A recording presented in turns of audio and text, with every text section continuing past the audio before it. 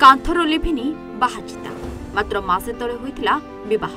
हाथ में मेहंदी पादरे अलता सिंधिरे सिंदूर पिंधि बेदी सात घेरा नहीं 7 जन्म पाई जीवन साथी रूपे पाई नववधू साजी आसिथिले सासु घर बाहाघरर मासे न पुरुणु घर भितरु मिलिला नववधूक मृतदेह खूब धूमधाम रे सरीथिला विवाह किंतु दिष्टिलानी बेसी दिन विवाहर मासकरे सरीगला किरण को जीवन यात्रा तेबे सासुघर लोके हत्या करितबा अभियोग आनिछंती परिवार लोके एभली अभावनीय घटना देखा मिली जाजपुर जिला धर्मशाला थाना पटुणिया पंचायत शंख ग्राम बाहाघर 8 मास 4 तारिख बाहाघर होता सी आगुरी भल पाए भल पाइला बहुत दिन है मुझे बुझेली मारे तू भूली जा सी आम कास्टर ना घर सागर मोर बंधु बांधार शक्ति नहीं मो झी को मुझे बहुत गाली गुलज दे बहुत बुझे किंतु मो झी को वर्षे है मुक करदेला मो झी मुँह खोलानी किसी कथा मत कहलानी मो झी भारी चलाकी किंतु वर्षे है मुक करदेला एमती बागे सी मत कि कहलानी अंध हो गला बाध्य होते बुझे बुझे बुझे है लास्ट कौन करी 2टा जीवन जदि भल पाँच जड़े भल बाहागर करवा जे तू मो झी को नहीं जीव मो हाथ टेक देवी तू नबू सागर कथा हली मुझे कहली मो हाथ टेक देवी तू नबू किए मो निज जई पचारा आउ बड़ा बापू जो जाते भिणे जाते से कहले आमर किसी दरकार ना आम झीटा खाली नबू कि मुझे कही खाली झीटा दे किसी देपारे गरीब लोक मुझे कौटू आदेवी झी बाहाघर दिन झी मो सागर फोन रे कथबार्ता ना कहीं तू कथा खाली पदिए कथा बो कौन करूँ आउ तो देह भल अच्छे कौन खाई एति कथा कह मुझे रखुची मु फोन रखुची कौन बारंबार जई कि मुझे 5 थर फोन करी जई फोन उठेबनी झी कथा हेनी केवल सन्ध्या पदिए कथा एति जो कहली मुझे पदिए 2 पद कथा हे बहु रखुची मुझे कौन कह कौन कहली मो झी फेरी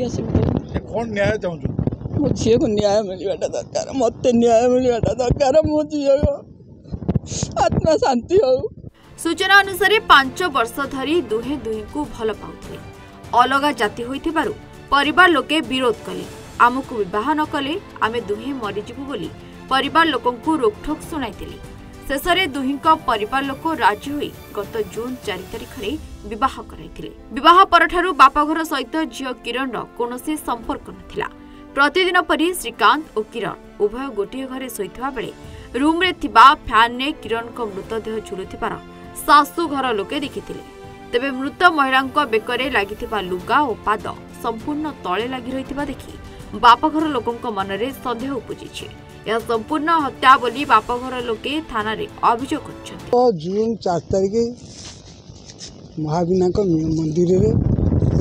भल पाइबार विवाहर मो शक्ति मुताबक जहाँ दबा कथा दे कर झीर बापर संपर्क से रखे देले ना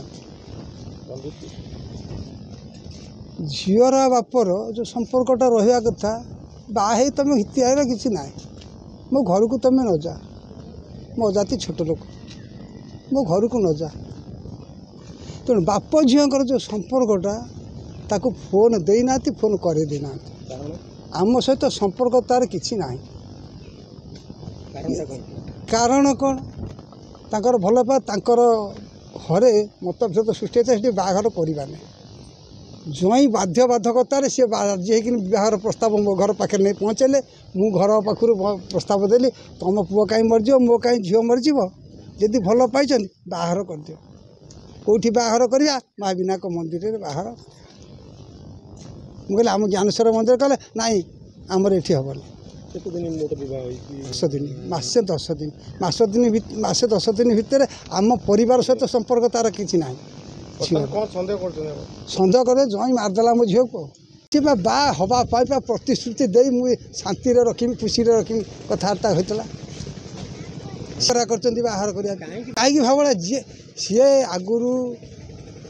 सोदासोदी करे झील को भल पाया भितर मु राजी नुहे ये बाखर कितु झीटा जीवन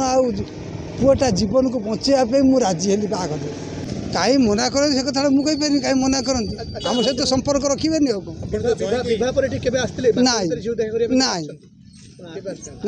प्रथम सका 5टा 5:30 भितर श्रीकांत फोन कले जी ज्वाई आम घर को टी आस मैं कहीं कौन पे जी घर को कौन कली झगड़ा लगी कि आउ काटिदे एकाथरे कली झगड़ा लगी कि काटिदे ये थाना एफआईआर देखी आइली कौन देखिले ता पूर्व मुझे आगुरी आसी देखिली झील रसी देती ना जो फाँसी देती लुगा बंधा है फैन जो जई एत भल पाइला भल पाई बाहर मंदिर को आसला 10 लाख टंका खर्च करदेला खाया पीबार सी शांति रखी पाइला कि मो झीटा जो भल पाइबाटा एमती भल भल पाइबा कौन ते पुलिस स्वामी श्रीकांत को अटक रखी पचरा उचरा करुछि तेज शव व्यवच्छेद पर प्रकृत सत्य सामना आसे बोली जଣାपड़ी। जाजपुर विश्वनाथ स्वाईं रिपोर्ट सूचना टीवी 24/7।